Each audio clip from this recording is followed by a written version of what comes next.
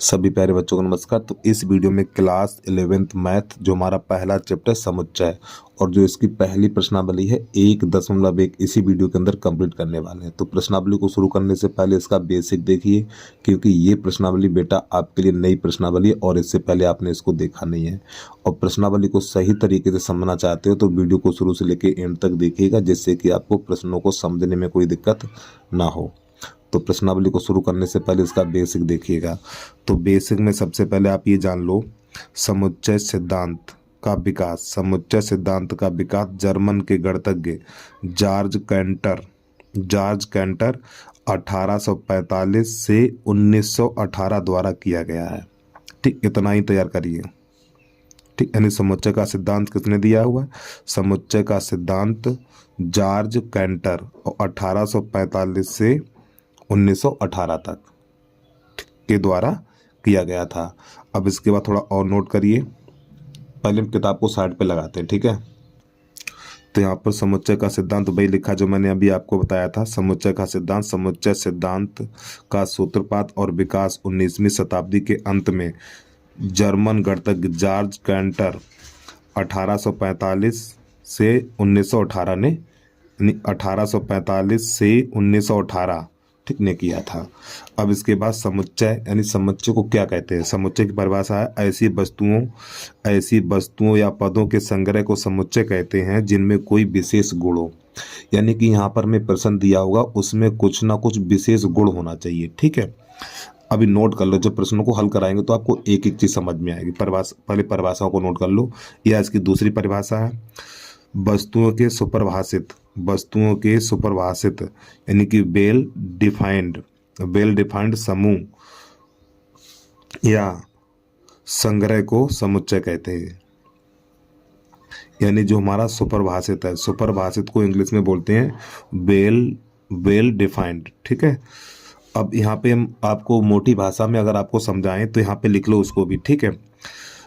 अगर प्रश्न में सत्य और निश्चित हो, सत्य तथा निश्चित, ठीक, अगर प्रश्न में सत्य और निश्चित हो तो वह सुपरिभाषित होता है हमारा, ठीक है।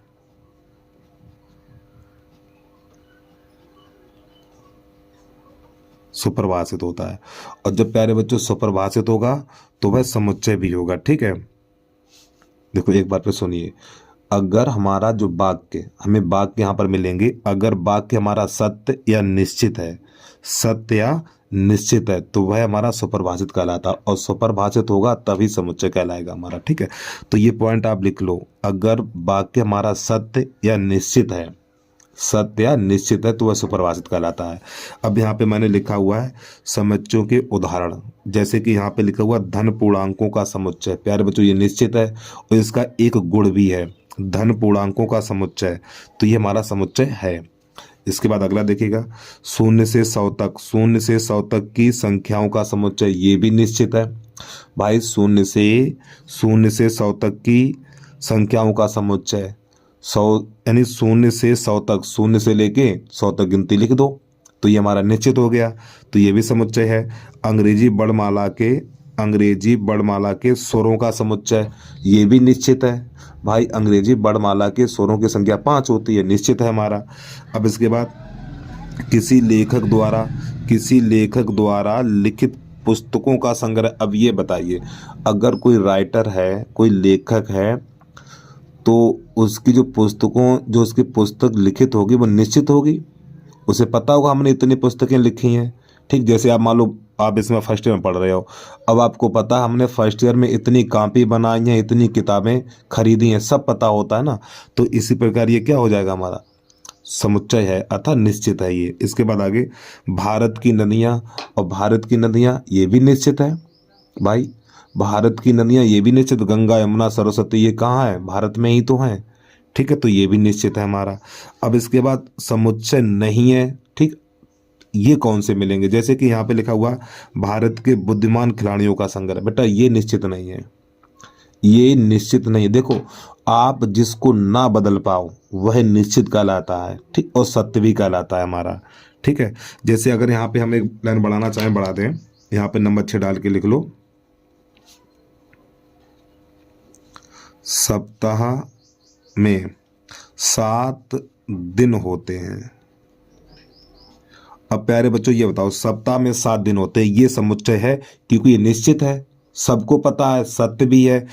अब अनिश्चित क्या होता है? भारत के बुद्धिमान खिलाड़ियों का संग्रह। बेटा ये निश्चित नहीं है, ये निश्चित नहीं है, क्योंकि बुद्धिमान एक से एक बढ़ के बना रहता है, बता रहा हूँ। ठीक, अगला देखिएगा, कक्षा के सभी सुंदर विद्यार्थियों का संग्रह। और भाई कक्षा में सुंदर होते हैं कि जरूरत ना वही सुंदर रहे। मान लो कोई बात बन जाए, कोई बीमार पड़ जाए, सुंदर है तो बेकार बन जाए, बदसूरत बन जाए, ये तो निश्चित नहीं है। ठीक है, यानी जिसे ना बदला जा सके वह निश्चित होता है, जिसे ना बदला जा सके वो क्या निश्चित कहलाता है। जो समय के अनुसार बदल जाए वो क्या कहलाता है? अनिश्चित कहलाता है, अर्थात असत्य। देखो यहाँ पे सप्ताह में 7 दिनों का, यानी सप्ताह में 7 दिन होते हैं, ये निश्चित है, इसे आप बदल ही नहीं सकते, हम भी नहीं बदल सकते हैं। अब यहाँ पे भारत के बुद्धिमान खिलाड़ियों का संग्रह, बेटा ये बदल सकता है, ये निश्चित नहीं है। ठीक, ये समुच्चय नहीं है हमारा। इसी प्रकार कक्षा के सभी सुंदर विद्यार्थियों का संग्रह, क्या ये सुंदर विद्यार्थी हमेशा रहेंगे? कभी नहीं रहेंगे, तो ये भी हमारा समुच्चय नहीं है। अगला, भारतवर्ष के अच्छे गणितज्ञों का संग्रह, ये भी नहीं है। भाई अच्छे गणितज्ञ हैं, आगे भविष्य में और भी तो अच्छे गणितज्ञ हो सकते हैं ना। ठीक है, तो ये भी निश्चित नहीं है हमारा। तो इस प्रकार के जो प्रश्न होंगे समुच्चय नहीं कहलाएंगे और ये वाले समुच्चय कहलाएंगे। ठीक है, नोट कर लीजिए, अच्छे तरीके से समझ लीजिए। अब थोड़ा और आगे बढ़ रहे हैं, उनको देखिएगा।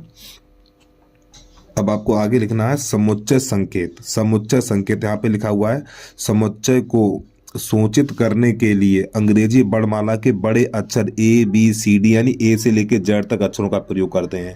जैसे मैंने एक लिखा हुआ, ए बराबर 1 2 3 4 5 6, ए बराबर लिखा हुआ। ठीक है, यहाँ पे मान लो बी बराबर लिख दें, बी बराबर लिख लें आलू प्याज टमाटर गाजर बैंगन, इस प्रकार। ठीक है, तो ये हमारा क्या है, यानी कि जो समुच्चय होता है उसको अंग्रेजी वर्णमाला के बड़े अक्षर से लिखते हैं।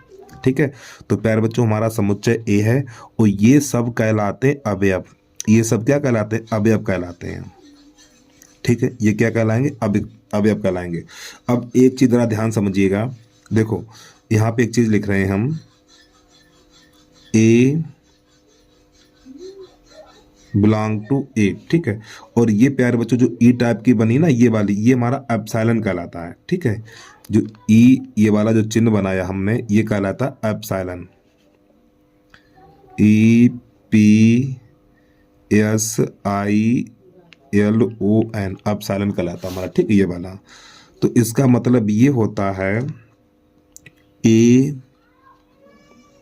समुच्चय, ए समुच्चय ए में है। अभी नोट कर लीजिए आप, फिर इसके बाद अगला संकेत बनेगा, ये बना के ऐसे से काट दो। ठीक, इसका मतलब होता है ए,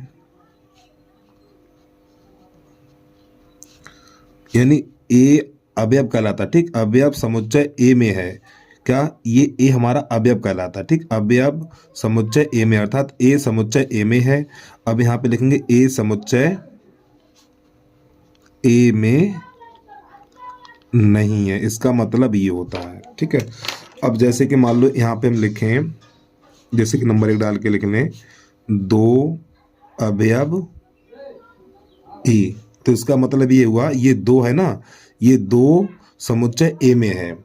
ठीक, अब यहाँ पे हम लिखें नंबर 2 डाल के 8, यहाँ पे ऐसे काट दे, तो इसका मतलब ये हो गया जो 8 है समुच्चय ए में नहीं है। 8 यानी जो 8 इसमें नहीं है, 8 समुच्चय ए में नहीं है, 2 समुच्चय ए में है। ठीक, इस प्रकार। अब थोड़ा और आगे बढ़िएगा, अब आपको यहाँ पे लिखना है समुच्चय निरूपण। समुच्चय निरूपण क्या है? समुच्चय का निरूपण करने की 2 विधियां हैं। समुच्चय का निरूपण करने की 2 विधियां कौन कौन सी हैं? रोस्टर या सारणीबद्ध रूप या समुच्चय निर्माण रूप। तो समुच्चय निरूपण करने की 2 विधियां हैं, नंबर 1 है रोस्टर और इसके बाद समुच्चय निर्माण रूप। तो ये समुच्चय निर्माण और ये रोस्टर क्या होता है? देखो यहाँ पे जो ये हमारा समुच्चय लिखा हुआ है, इस प्रकार का रोस्टर रूप कहलाता है, इस प्रकार का रोस्टर रूप कहलाता है। इस रोस्टर रूप को समुच्चय निर्माण के रूप में हमें लिखना है। तो इसका समुच्चय निर्माण क्या होगा? देखो समुच्चय निर्माण, तो यहाँ पे पहले आप ये जानो ये है क्या। एक ये 1 का वर्ग है, ये 2 का वर्ग, ये 3 का वर्ग है, ये 4 का वर्ग है और ये 5 का वर्ग है। तो यहाँ पे इसे लिखकर जब समुच्चय निर्माण लिखेंगे तो इसको लिखना है हमें ए बराबर मंझला कोष्टक एक्स सच दैट एक्स, इसे बोलते हैं एक्स सच दैट एक्स एक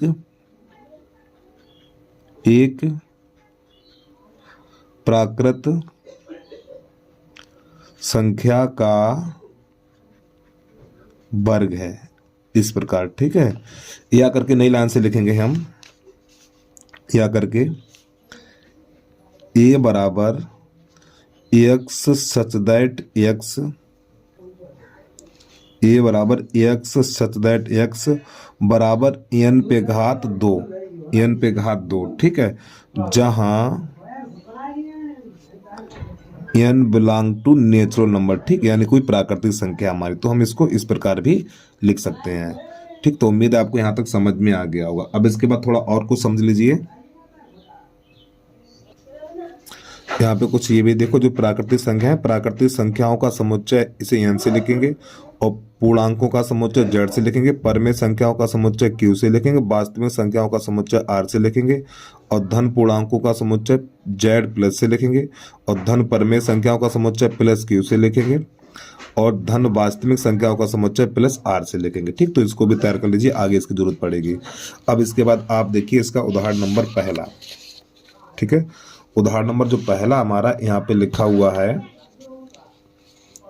समीकरण x square plus x minus 2 बराबर 0 का समुच्चय रोस्टर रूप में लिखिए। हमें इसको रोस्टर रूप में लिखना, तो कैसे लिखना जरा ध्यान समझिएगा आप। तो सबसे पहले इसके हम गुणनखंड काटेंगे, तो यहाँ पे लिख लो हल। तो यहाँ पे लिखना x square plus x minus 2 बराबर 0। तो इसके गुणनखंड काटेंगे तो देखो 2 एकम 2, तो x square plus 2x minus x और इसके बाद माइनस का 2 बराबर 0, इस प्रकार। तो यहाँ से हम x कॉमन लेंगे, तो जब यहाँ से x कॉमन लेंगे तो x प्लस 2, यहाँ से माइनस 1 कॉमन लेंगे और x प्लस 2 बराबर 0। तो प्यारे बच्चों x प्लस 2 और x माइनस 1 बराबर 0। तो यहाँ से जब x के मान निकालेंगे तो x का मान निकलेगा हमारा -2 और ये -1, और इसको हमें किस में रोस्टर रूप में लिखना। तो नई लाइन से क्या लिखेंगे, a बराबर मंझला कोष्टक -2 कामा, कुछ गलती कर दी, यहाँ से x का मान प्लस निकलेगा। ठीक है, इस प्रकार, यानी x के मान 2 निकलेंगे, 1 माइनस 2 निकलेगा और ये प्लस का 1 निकलेगा, तो -2 कामा 1, इस प्रकार लिखा जाएगा। ठीक, तो ये हमारी कहलाती है रोस्टर विधि। अब इसके बाद प्रश्न नंबर 2 देखिएगा आप। उदाहरण नंबर 2 है हमारा, समुच्चय x सच दैट x एक धन पूर्णांक है और यहाँ पे देखो एक्स स्क्वायर, यानी जो एक्स स्क्वायर है ना, एक्स स्क्वायर वो 40 से छोटा है, को रोस्टर रूप में लिखिए। तो कैसे लिखना देखिएगा जरा ध्यान से समझिए। तो यहाँ पे लिखना a बराबर देखो x का मान यहाँ पे ऐसा रखिए 40 से छोटा हो, तो क्या रखना है, देखो 1, पहले यहाँ पे 1 रखेंगे तो 1 का वर्ग। ठीक है, फिर इसके बाद यहाँ पे 2 का वर्ग 4, फिर इसके बाद 3 का वर्ग 9, 40 से अधिक नहीं होना चाहिए, 3 का वर्ग 9, फिर इसके बाद 4 का वर्ग 16, फिर इसके बाद 5 का वर्ग 25, फिर ये 6 का वर्ग 36 और यहाँ पे 7 नहीं, 7 का वर्ग 49 हो जाएगा, इससे ज़्यादा हो जाएगा। ठीक, इससे ज़्यादा नहीं, इससे कम रखना है। तो इस प्रकार बस ये प्रश्न हमारा हल हो गया। अब इसके बाद उदाहरण नंबर 3 उसको देखेगा।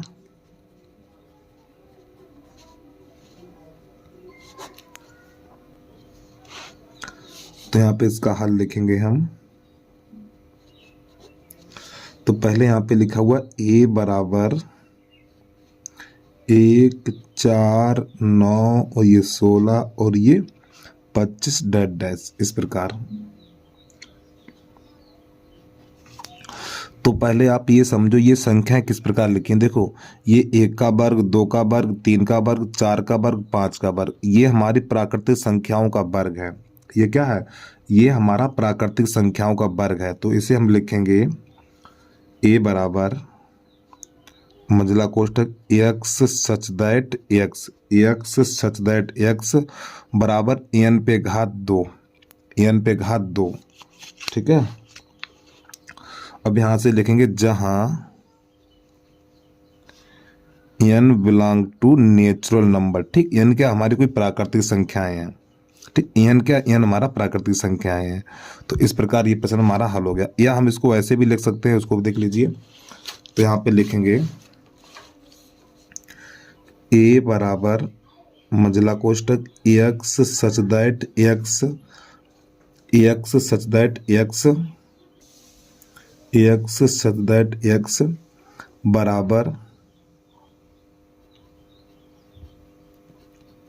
प्राकृतिक संख्याओं का वर्ग। इसको हम ऐसे करके भी निरूपित कर सकते हैं। ठीक है, तो इस प्रकार ये प्रश्न नंबर हमारा 3 कंप्लीट हो जाता है। अब इसके बाद प्रश्न नंबर 4 देखिएगा। तो प्रश्न नंबर 4 है, यहाँ पे जो समुच्चय दिया हुआ है, अब ये हमारे अवयव होते हैं, को समुच्चय निर्माण रूप में लिखिए। तो यहाँ पे हमें पहले लिख लेना a बराबर मंझला कोष्टक 1/2, 2/3, 3/4 और ये 4/5 और ये 5/6 और ये 6/7 इस प्रकार। ठीक है, तो प्यारे बच्चों यहाँ पे a बराबर हमें लिखना है x सच दैट x बराबर। अब आप ये देखो 1 2 3 4 5 6 ये क्या हमारी प्राकृतिक संख्या और नीचे 1 बढ़ रही है, तो इसकी जगह n लिखेंगे पहले n, और नीचे देखो अंश में 1 2 3 4 5, अब यहाँ से हर में 1 इससे बढ़ रहा है, तो यहाँ पे n+1 लिखेंगे इस प्रकार। अब यहाँ पे लिखेंगे कॉमा लगा के n एक प्राकृतिक संख्या है, n एक प्राकृत संख्या है, n एक प्राकृतिक संख्या है। ठीक है, और इसी के नीचे लिखेंगे और जो n का मान है पहले लिखेंगे यहाँ पे n का मान है 1 के बराबर और 1 से बड़ा। जो n का मान है 1 के बराबर और 1 से बड़ा, लेकिन 6 के बराबर और 6 से छोटा, और इस प्रकार आपको ये बंद कर देना है। ठीक है, तो इस प्रकार ये उदाहरण नंबर हमारा 4 हल हो जाता है। अब इसके बाद प्रश्नावली की तरफ बढ़ रहे हैं। तो प्रश्न नंबर पहला देखिएगा आप लोग। प्रश्न नंबर पहला हमारा यहाँ पे लिखा हुआ है निम्नलिखित में कौन से समुच्चय हैं और अपने उत्तर का औचित्य दीजिए। देखो प्यारे बच्चों, मैं ये चीज पहले बता चुका हूँ, आपको ये देखना कौन सा वाक्य सत्य है और कौन सा वाक्य असत्य है, यानी सत्य और निश्चित देखना है। जो वाक्य हमारा सत्य और निश्चित होगा, जो वाक्य सत्य और निश्चित होगा वह फलन हमारा सुपरिभाषित होगा, और सुपरिभाषित होने के साथ साथ समुच्चय भी होगा।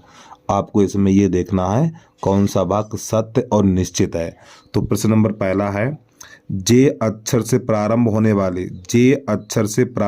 वाले वर्ष के सभी महीनों का संग्रह। अब आप ये बताइए, वर्ष में 12 महीने होते हैं, तो जे से कौन सा होता? देखो जनवरी, जून और जुलाई ये 3 महीने हैं। ठीक है, तो एक बार प्रश्न को देख लीजिए। ठीक, बार बार नहीं दिखा पाएंगे, सिर्फ पढ़ेंगे प्रश्नों को। तो किताब को थोड़ा साइड पे लगाते हैं। तो सबसे पहले यहाँ पे लिखने प्रश्नावली 1.1 और प्रश्न नंबर पहला है हमारा पहले का पहला। तो यहाँ पे लिखा हुआ है जे अक्षर से प्रारंभ होने वाले वर्ष के सभी महीनों का संग्रह। देखो ये सत्य है और निश्चित भी है। तो यहाँ पे जे से प्रारंभ होने वाले कौन कौन से हैं? तो आपको यहाँ पे लिखना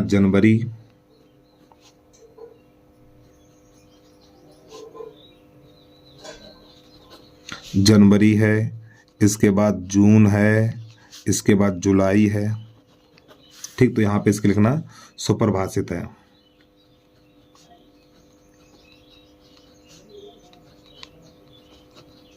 सुपरिभाषित है। ठीक है, नई लाइन से लिखना है इसलिए समुच्चय है। ठीक है, सत्य और निश्चित है तो आपको ये लिखना है। ठीक, ये 2 लाइनें लिखनी है। आपको ये देखना कौन सा सत्य और कौन सा निश्चित है। इसके बाद अगला देखिएगा नंबर 2 डाल के पहले का दूसरा कह रहा है भारत के 10 सबसे अधिक प्रभावशाली लेखकों का संग्रह। बेटा ये सत्य नहीं है, ठीक है भाई।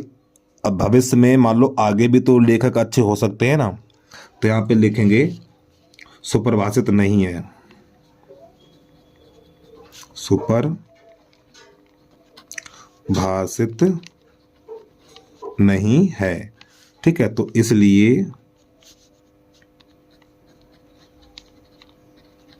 समुच्चय नहीं है, समुच्चय नहीं है। अगला देखिएगा नंबर 3 इसका, पहले का तीसरा है विश्व के सर्वश्रेष्ठ 11 बल्लेबाजों का संग्रह। ये भी गलत है भाई। आगे क्या पता, अभी मान लो इसमें कौन कौन है, एक विराट कोहली है, ठीक, बढ़िया खेल रहा ना इसमें। इसके बाद इससे अच्छा भी तो हो सकता है भाई, भविष्य में इससे अच्छा भी आ सकता है, ये तो ना यही हो। पहले कौन था, सचिन तेंदुलकर था भाई, विराट कोहली है। और भाई देखो मैच के बारे में जानकारी तो है नहीं, लेकिन अगर आपको जानकारी तो आप अच्छे तरीके से समझ रहे हो। देखो भविष्य में इससे भी अच्छा बैट्समैन आ सकता है, या क्रिकेटर या बॉलर भी आ सकता है हमारा, ठीक। तो ये निश्चित नहीं है, ये क्या अनिश्चित है। तो आपको लिखना है सुपरिभाषित नहीं है,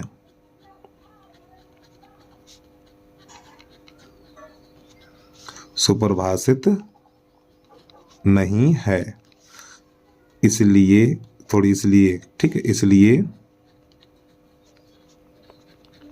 समुच्चय नहीं है। इसका चौथा देखिएगा, चौथा कह रहा है यहां पर आपकी कक्षा के सभी बालकों का संग्रह, आपकी कक्षा के सभी बालकों का संग्रह। देखो बेटा ये सत्य है, क्योंकि आपके कक्षा में प्रत्येक बच्चे को पता है कि हमारे क्लास में बच्चों की संख्या 40 है, 50 है, 60 है, सबको पता है, ठीक। तो ये निश्चित कहलाता है हमारा। तो यहाँ पे लिखेंगे सुपरिभाषित है। आपको ये देखना है सत्य और निश्चित देखना है, सत्य और निश्चित है तो वह सुपरिभाषित है, और जब ये सुपरिभाषित है तो वो समुच्चय भी कहलाता है हमारा, ठीक है। तो ये बात यानी कि प्रश्न है हमारा चौथा, आपकी कक्षा के सभी बालकों का संग्रह, ये निश्चित है बेटा हमारा, ठीक है। तो यहाँ पे लिखेंगे सुपरिभाषित,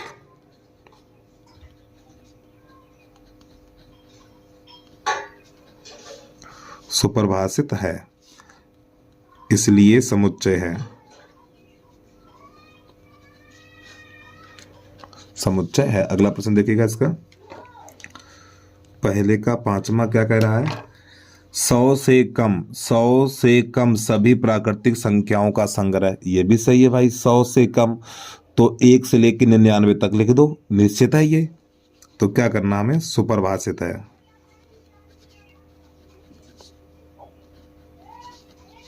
सुपरिभाषित है, इसलिए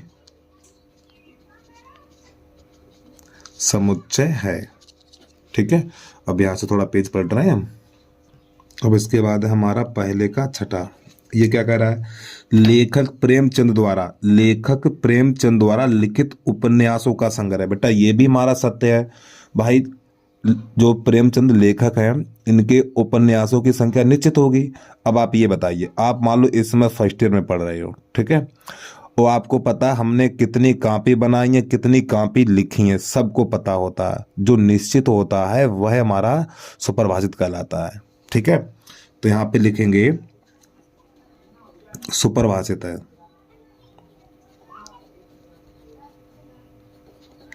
सुपरिभाषित है, इसलिए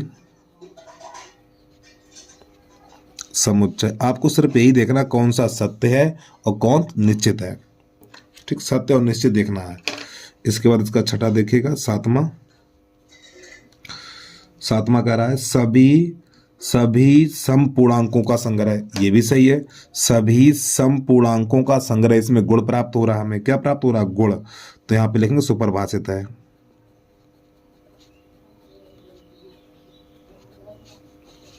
सुपरिभाषित है, ठीक है। तो इसलिए समुच्चय है,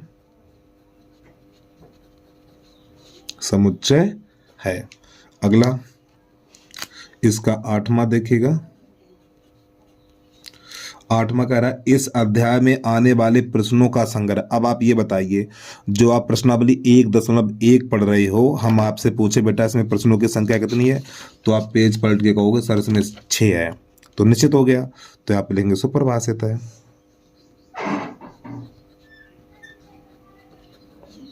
सुपरिभाषित है, इसलिए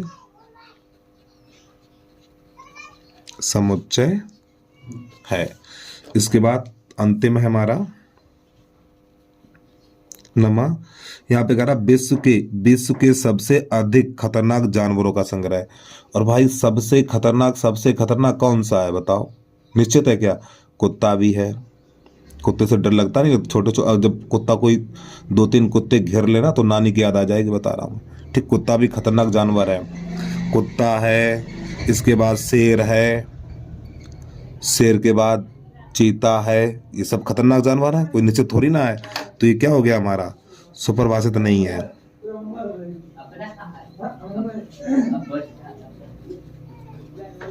सुपरिभाषित नहीं है, ठीक है, इसलिए समुच्चय नहीं है। समुच्चय नहीं है। तो इस प्रकार प्यारे बच्चों प्रश्न नंबर पहला हमारा कंप्लीट हो जाता। अब इसके बाद यहाँ से 2 नंबर दिखेगा। और प्यारे बच्चों छोटी सी रिक्वेस्ट है, यदि आप यूट्यूब चैनल पे पहली बार आए हो तो यूट्यूब चैनल को सब्सक्राइब करके बेल आइकन घंटी को प्रेस कर लीजिए आप, ठीक है। प्रश्न नंबर 2 देखिएगा अब आप। यहाँ प्रश्न नंबर 2 देखो, ये बेटा हमें समुच्चय दिया हुआ, ठीक है। हमें प्रतीक यानी कि ये अवयव है और ये अवयव नहीं है, इनके द्वारा दर्शाना है। जैसे यहाँ पे लिखा हुआ 5, आपको देखना 5 इसमें है, ये है, तो ये वाला चिन्ह लगाना है। अब ये 8 इसमें है, देखो 8 है, ए का समुच्चय, ए का अवयव है नहीं है, ये 8 है, ए का अवयव है कि नहीं है? नहीं है, तो ये वाला लगाना है, ठीक है। चलिए समझिएगा, यहाँ पर तो मैंने प्रश्न को लिख रखा है। तो पहले देखो ये इसमें 5 यानी ये वाला 5 इसका अवयव है, तो आपको ये वाला चिन्ह लगा देना, ठीक। इस प्रकार 8 है, नहीं है, तो ऐसे लिख के इसे काट दो। 0 है, ये भी नहीं है, इसको ऐसे बना के काट दो। 4 है तो इसको ऐसे करके बना दो, ठीक है। 2 है, ये भी है, ठीक। इस प्रकार देखो ये कहलाता है जो हमारा 5 है, ए का अवयव है। 5 है वो समुच्चय ए का अवयव है। 8 समुच्चय ए का अवयव नहीं है। 0 समुच्चय ए का अवयव नहीं है। 4 समुच्चय ए का अवयव है। 2 समुच्चय ए का अवयव है, ठीक। इस प्रकार से हम पढ़ते हैं। अब इसके बाद प्रश्न नंबर 3 देखिएगा आप लोग। प्रश्न नंबर 3 क्या है? यहाँ पे इसको रोस्टर रूप में लिखना है। इन संख्याओं को रोस्टर रूप में कैसे लिखते हैं वो आपको बताने वाला हूँ, ठीक है।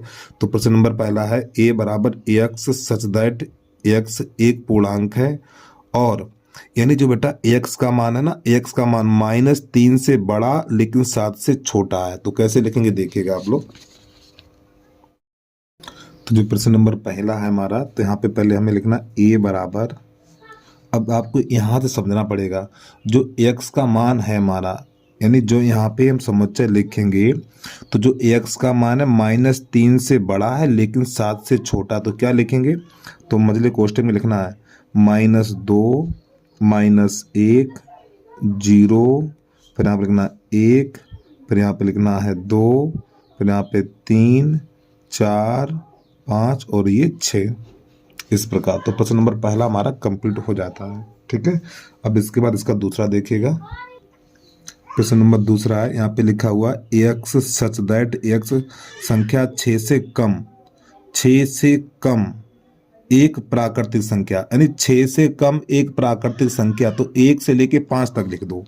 तो यहाँ पे लिखना b बराबर मझला कोष्ठक 1 2 3 4 और ये 5, बस 6 से कम यानी 5 तक रखना है हमें। अगला प्रश्न देखिएगा, दो अंकों की ऐसी प्राकृतिक संख्या जिनके अंकों का योग 8 है। तो हमें 2 अंकों की ऐसी संख्याएं लिखनी है जिनके अंकों का योग 8 है। तो क्या क्या मिलेगा देखिएगा। तो पहले c बराबर, तो सबसे पहले हमारा मिलेगा 17, ठीक है। मझले कोष्ठक में लिखना है 17 के बाद चाहो तो इसको पलट के लिख दो आप, ठीक है, इसको पलट के लिख दो। 17 के बाद कौन होगा? 26 होगा, और 26 के बाद होगा हमारा 35, और 35 के बाद होगा 44। अब क्या करना है, इनको पलट के लिखना है, ठीक है। 44 को पलटेंगे 44 ही रहेगा, डबल नहीं लिखा जाएगा। अब आपको लिखना है 53, 53 के बाद लिख दो 62, और 62 के बाद लिख दो 62 के बाद 71, 71 के बाद 80, इस प्रकार। तो ये वह संख्या यानी इनके अंकों का योग कितना 8 है। तो इस प्रकार ये भी हो जाता। अगला प्रश्न देखिएगा, यहाँ पे लिखा हुआ है प्रश्न number 4, x such that x अभाज्य संख्या है जो 60 की भाजक है। अब यहाँ पे 60 के अभाज्य गुणनखंड काटिए। पहले जब 60 के हम अभाज्य गुणनखंड काटेंगे तो पहले 2 से काटो तो ये बनेगा 30, फिर 2 से काटेंगे तो ये बनेगा 15, अब ये 3 से काटेंगे 5 और ये 5 एकन 5, इस प्रकार। तो यहाँ पे लिखना डी बराबर, देखो कोई अच्छा डबल नहीं लिखा जाता, बता रहा हूँ।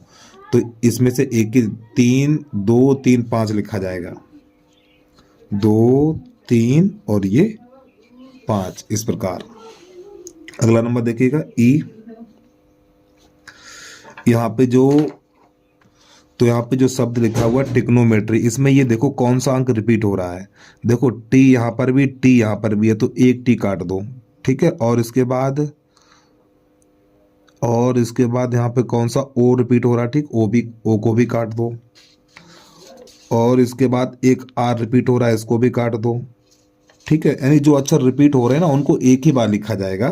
तो यहाँ पे लिखना, हमें पहले लिखना मंझला कोष्टक, आर लिख लो, आई लिख लो, कामा लगा के, जी लिखो और एक ओ लिखो और एक एन लिखो और एक एम लिखो, फिर ये ई लिख लो, फिर ये टी लिखो और ये वाई लिखो। इस प्रकार हो गया प्रश्न हल हमारा, ठीक है।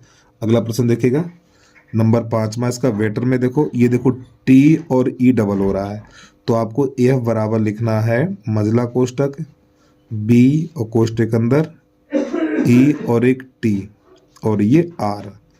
तो ये भी हमारा हल हो गया, ठीक है।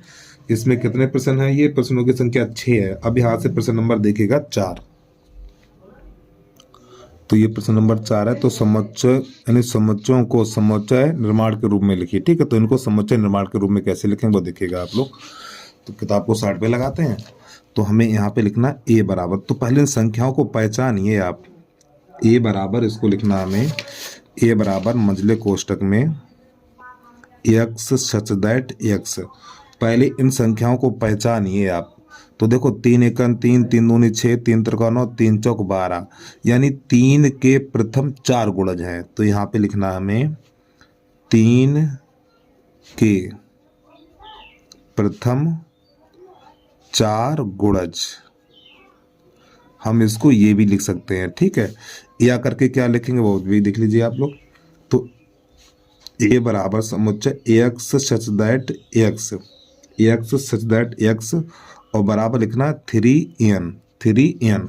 अब n का मान कहाँ से स्टार्ट करेंगे, देखो यहाँ पे पहले लिख लो n बिलोंग टू, यानी n है हमारा नेचुरल नंबर, प्राकृतिक संख्या है हमारी, ठीक, इस प्रकार।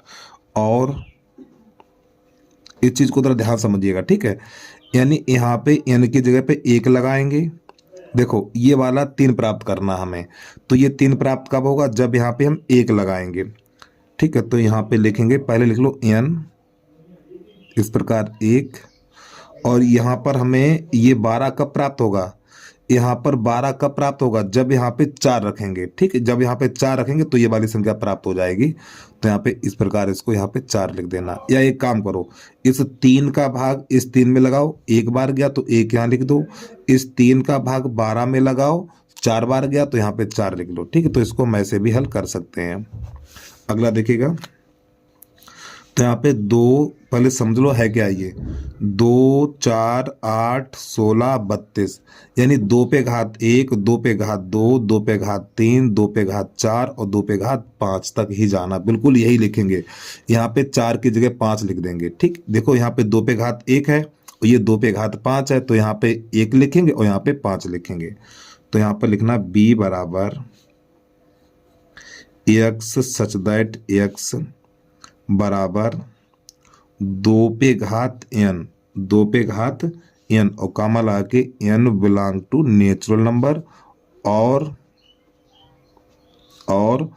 1 के बराबर या 1 से छोटा, यानी जो n का मान है 1 के बराबर और 1 से बड़ा, ठीक, 1 से बड़ा लेकिन 5 के बराबर और 5 से छोटा है हमारा, ठीक है।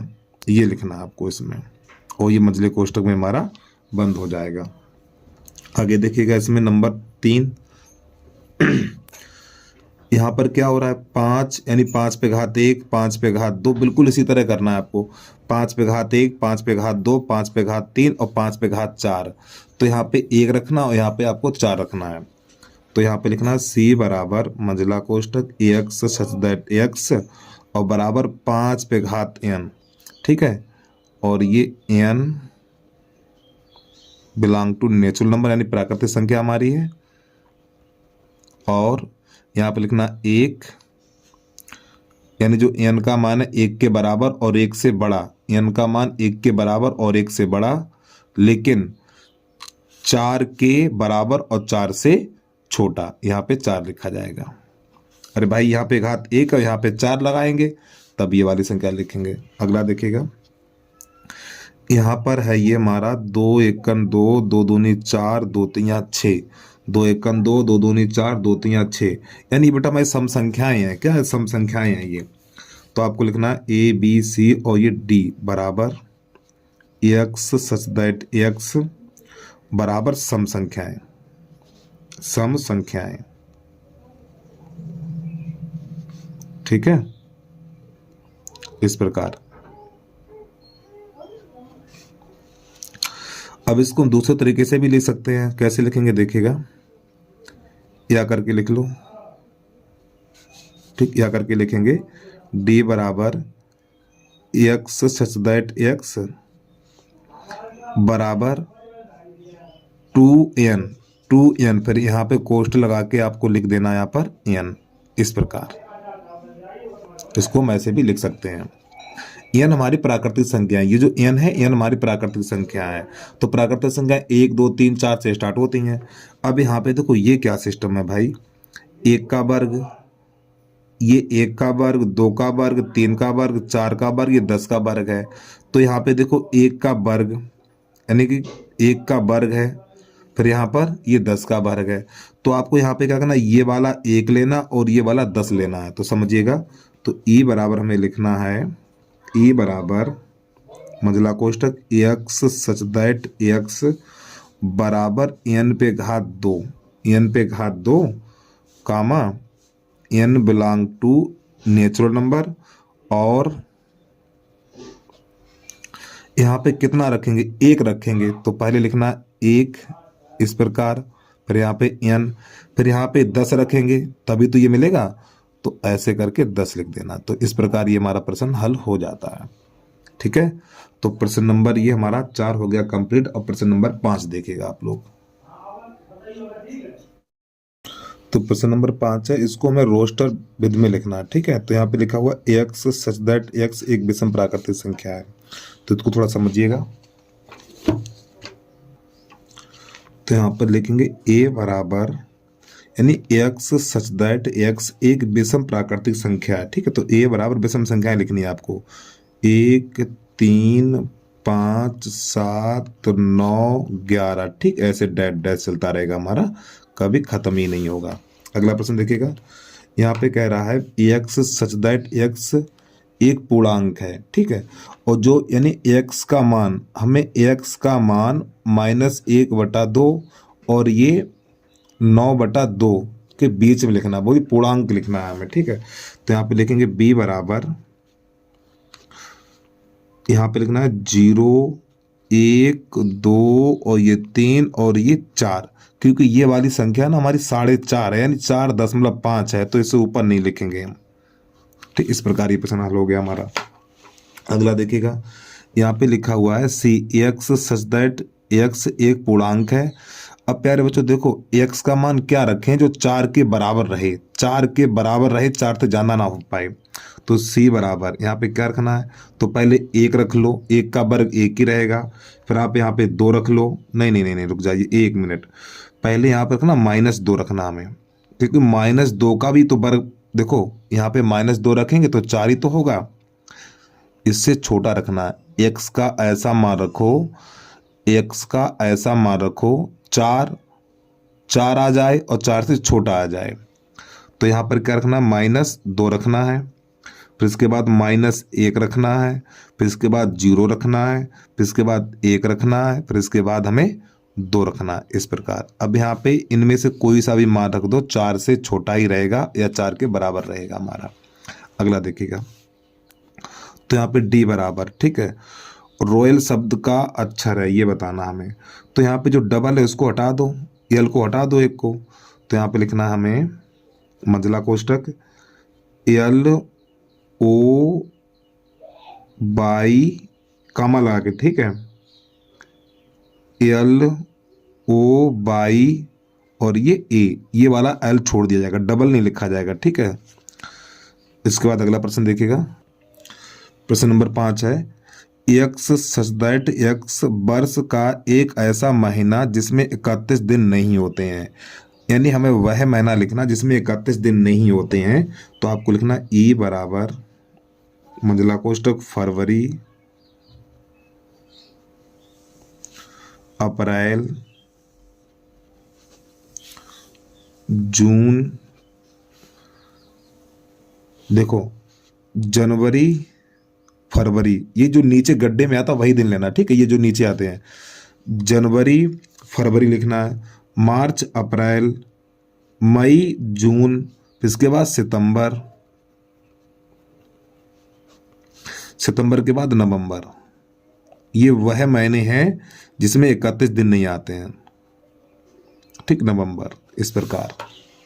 अगला एफ बराबर आपको लिखना है, यहाँ पे बोल रखा है एक्स सच दैट एक्स अंग्रेजी वर्णमाला का एक व्यंजन है जो के से पहले है, तो के से पहले वाले व्यंजन लिखने हैं, स्वर नहीं लिखना, व्यंजन। ए छोड़ दो, बी सी डी ई, फिर इसके बाद एफ जी एच आई और ये जे, ठीक, इस प्रकार। यानी हमें स्वर नहीं लिखने, स्वर को छोड़ के जो के से पहले अक्षर आते हैं वही लिखेंगे, A B C D F G H I, ठीक है। तो इस प्रकार ये प्रश्न नंबर हमारा 5वां कंप्लीट हो जाता। अब इसके बाद प्रश्न नंबर 6 देखिएगा, जो मिलान है हमारा, उसको भी देख लो आप।